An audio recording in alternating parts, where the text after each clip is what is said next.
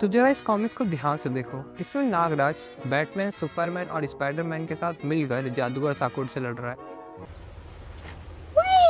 तो मार्वल और डीसी वालों को जब ये पता चला तो उन्होंने पता है क्या बोला? बकचोदी मत कर लौड़े।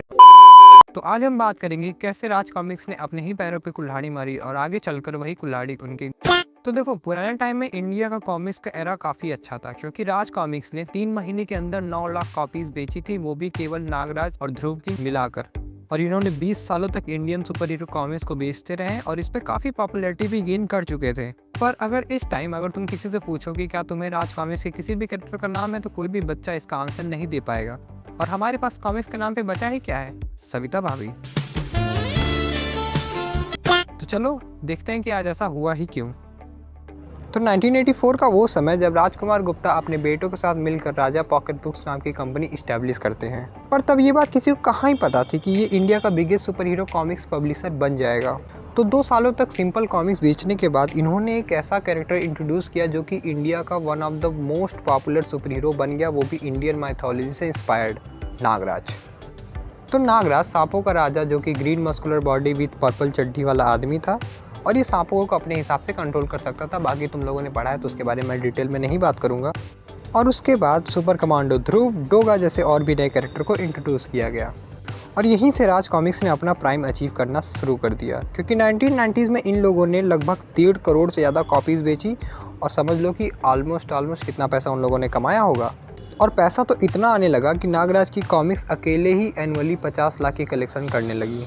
और करे भी क्यों ना, क्योंकि नागराज कैरेक्टर लोगों को बहुत पसंद आने लगा। ये इंडियन मैथोलॉजी से काफ़ी इंस्पायर्ड था। मुझे भी वो कैरेक्टर काफ़ी पसंद था। मैंने कॉमिक्स नागराज की पढ़ रखी हैं और मुझे वो चीज़ काफ़ी सही लगती थी। पर वो कहते हैं ना, जो समय के साथ नहीं चलता है, बाद में समय उसी की मार लेता है। और यही हुआ इनके साथ, क्योंकि राज कॉमिक जब पीक पे चल ही रहा था तब इंडिया में केबल टीवी और इसके बाद राज कॉमिक का जो लौड़े लगे भाई, कि आज तक ये कभी उभर नहीं पाए उस चीज़ से। बच्चे पॉकीमॉन, ड्रैगन बॉल जी जैसे कार्टून देखने लगे। और यही नहीं, इसके बाद वीडियो गेम्स भी मार्केट में आया, जो कि इनके लौड़े लगाने में 4 चांद लगा दिए। पर यार प्रॉब्लम वीडियो गेम्स या केबल की नहीं थी, क्योंकि मार्वल भी तो उस टाइम स्ट्रगल कर रहा था। ये टीवी केबल का इवोल्यूशन केवल यही नहीं, पूरे वर्ल्ड में आया हुआ था। पर फिर भी मार्वल कॉमिक्स ने अपने कैरेक्टर को जो मेहनत की है कि आज भी उस कैरेक्टर को रेलेवेंट माना जाता है। तो देखो, इनमें बहुत सारी प्रॉब्लम्स। उस टाइम इंडिया काफ़ी बैड कंडीशन में था, जहां हमें 5 रुपये मिलना काफ़ी बड़ी बात होती थी। हमें 5 रुपये मिल जाए तो भाई लगता था कि क्या ही मिल गया है। पर इन्होंने ज़्यादा प्रॉफिट कमाने के चक्कर में कॉमिक्स बुक का प्राइस 5 रुपये से 50 रुपये के बीच में शिफ्ट कर दिया। अब तुम सोचो, जो बच्चा जो बहुत मुश्किल से 5 रुपये अफोर्ड कर सकता है, तो वो एक कॉमिक्स बुक पढ़ेगा जो कि एक चीप क्वालिटी होती थी, ना तो अच्छे कवर्स, ना तो अच्छे कलर्स यूज़ किए जाते थे, और वही घिसी पिटी स्टोरी हर बार होती थी। तो 5 रुपये आदमी वहाँ पे क्यों ही खर्च करे? इससे अच्छा बच्चा कुछ और ही खा ले। और धीरे धीरे यही होने लगा, और बच्चों में या फिर बड़े लोगों में भी इसका इंटरेस्ट खत्म होने लगा। और लोगों ने भी इसमें कुछ कसर नहीं छोड़ी, क्योंकि 2-4 कॉपियाँ जो इसकी बिक भी रही थी, लोगों ने इंटरनेट का यूज़ करके पायरेसी करना शुरू कर दिया, और जो इनकी बची कुछ इज्जत थी वो भी भाई चली गई।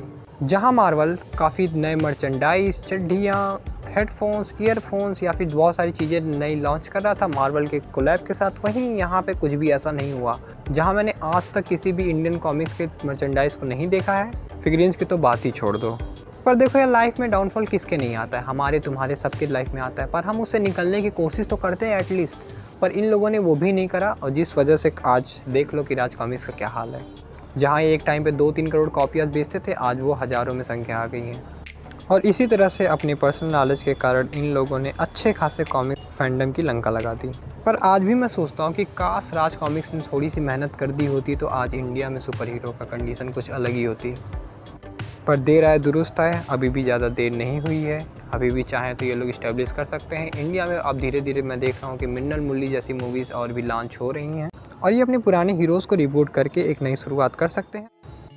पर इन सब के बाद भी एक सवाल हमेशा मेरे मन में रह जाता है कि क्या इंडिया को वो सुपर हीरो यूनिवर्स मिल पाएगा जो वो डिज़र्व करता है, या फिर हमारे हीरोज़ हमेशा के लिए उस कॉमिक्स के धूल भरे पन्ने में दबे रह जाएंगे।